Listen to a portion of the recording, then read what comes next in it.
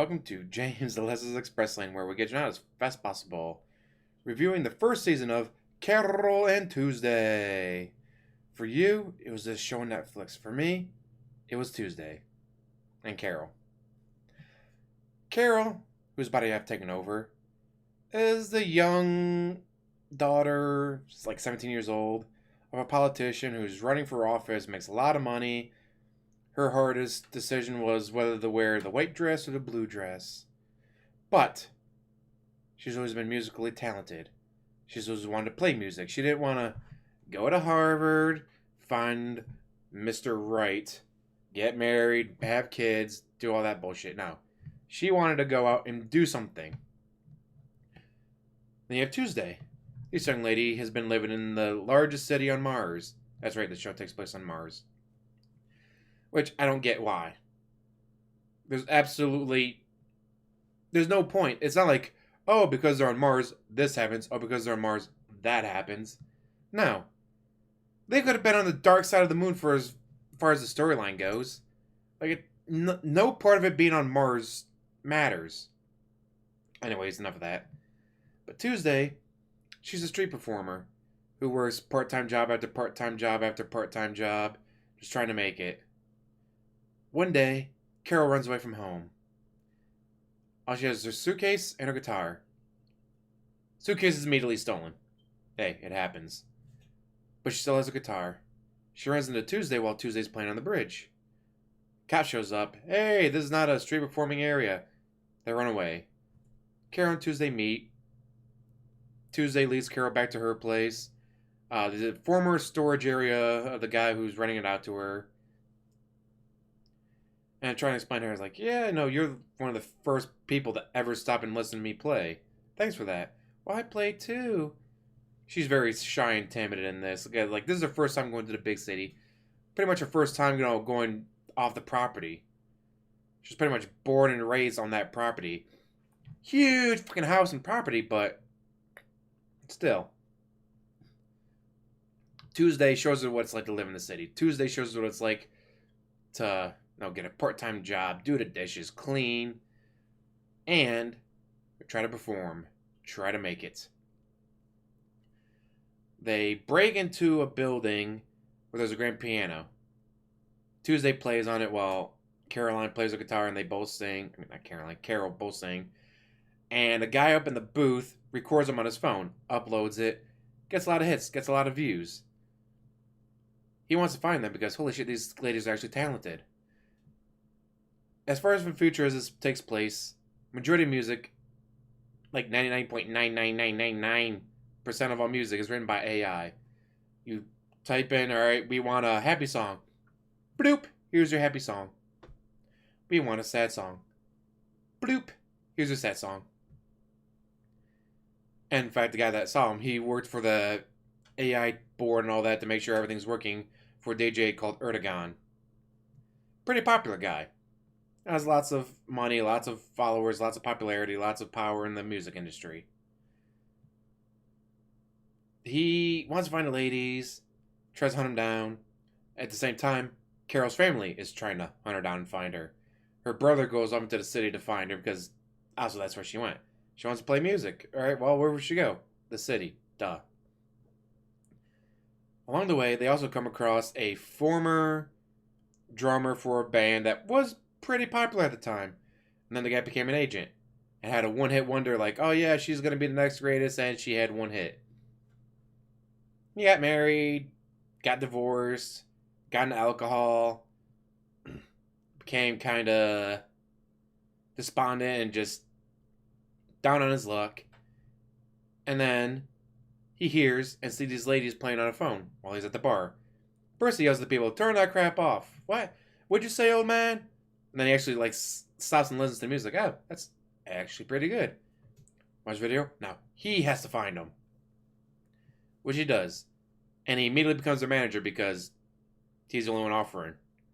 So now they have him as the manager, and then they have Roddy, the guy that recorded them, that also works for Erdogan, as sort of an inside man connection. And he may have a thing or two for the ladies. Which one they haven't explored yet, at least on the first season. But along the way, it's like, well, let's try this. Didn't work. Well, let's try that. Didn't work. Well, Erdogan. Well, we need a music video. We need to play at these places. We need to get here. We need to get there. You have connections. You have connections. They try. They fail. They try. They fail. They try. They succeed. They try. It's like, it's not like, it's not always try, fail, try, fail. It's try, fail, try, succeed, try, succeed, try, fail, try, succeed, try, fail. Like, there's a mix and match. Like, this worked, this didn't, this worked, this didn't. Which I like. Because a lot of shows, either A, everything goes right, or B, everything goes wrong until the very end when it finally goes right. Yay! But for the first season, it's not like that. It's sometimes the shit works. Other times it doesn't. Sometimes this connection works. Other times this connection works. And this one doesn't. And this one does. And this one does. And this one doesn't. And sometimes it's as random as, oh, I saw your video on the internet. It was really good. How about you come in and sing for me? And other times it's, yeah, I know we're lifelong friends. We used to perform together. But I can't give these two girls a shot. I'm sorry. And there's a subplot with another girl. She's a child model / actress, but she wants to get into singing. Her mom was a former child star that, once she grew older, was completely ignored. And she doesn't want that for her daughter. So she's pushing her daughter's singing career. And gets her to go to some guy that 100% AI. He types in whatever, bloop, AI. Doesn't even have human singers, just AI singers, AI band, just everything AI. But the mom's able to convince the guy, you know what, give my daughter a shot. You want to try something different, right? You want to try something new? Here you go. Try her. This sort of leads to a bit of a competition between Carole and Tuesday and then the other girl. But Carole and Tuesday don't see it like that. They're competing for themselves. Like, they're not competing to beat this person or that person. This is not a battle of the bands where, yeah, we're going to take you down. No, we're going to do our best. We're going to go out there. We're going to perform. And we're going to win because we are the best. Not because we beat them, but because we did our best and our best was better than theirs. Like, there's no competition for them, even though there's a few episodes where they're going up against other singers and all that. And yeah, but again, they don't go out there like, yeah, we're going to take you down. It's straight up, we're going to perform. Doesn't matter what they're doing. We're performing our song to our best, and that's going to win because that is the best. And something the show does I thought was fucking hilarious.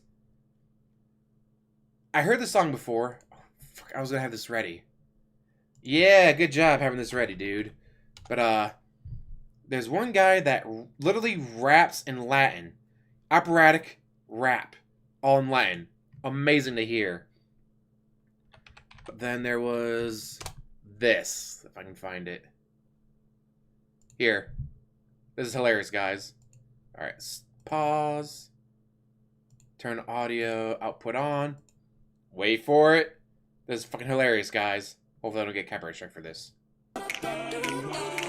The Mermaid Sisters song.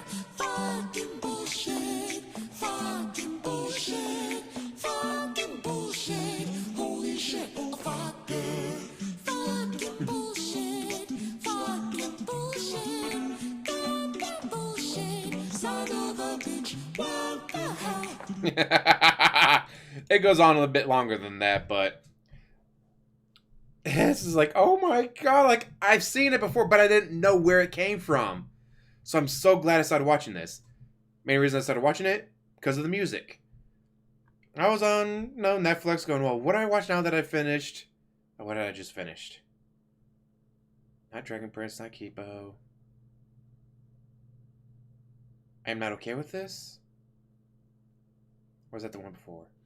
I finished whatever I was watching. And it's like, well, now what? Well, let's go through the anime. Yeah, that could be cool. Ooh, Cat's Fun. That could be cool. 2 singers, music. I love music. All right, I'll choose this one. And again, glad I did, because there's a lot of music. Again, there's operatic rap. That's all in Latin.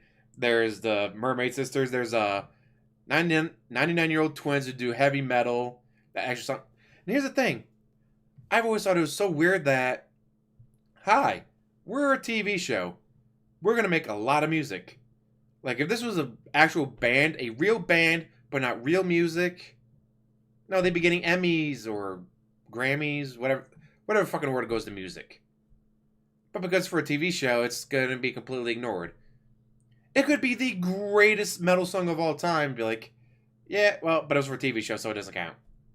It could be the greatest operatic rap and all Latin song ever. Doesn't matter. No awards. Because it's on a TV show. Or the songs that Carole and Tuesday do. They're pretty good. Doesn't matter. TV show. I was like, that is just crazy that if they were an actual band that went out and put out the music, they'd be getting awards. Or at least nominated for awards. Instead, it's a TV show, so it's just, yep, whatever. Imagine your favorite song. Imagine your 5 favorite songs. But, oh, they came out on a TV show, so they, no, doesn't count. Not a real song. TV show, fuck you. It's fucking weird how that works. But yeah, but again, you had the dynamic of rich girl, never left the house before. Poor girl who's had to scrape by with part-time jobs and other things. Competing. Getting a manager that tries to do this old school. A new guy that tries to do it new school. Trying to do a mixture. Something's working, something's not. Because again, it's like, you want them, obviously you want them to win.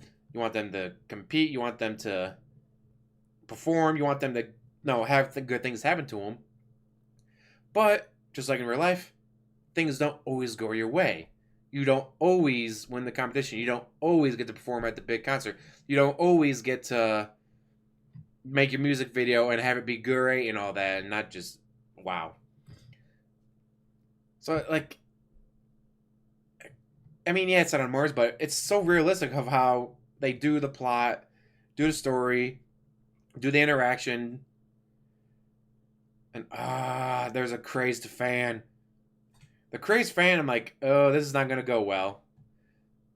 And, anyways.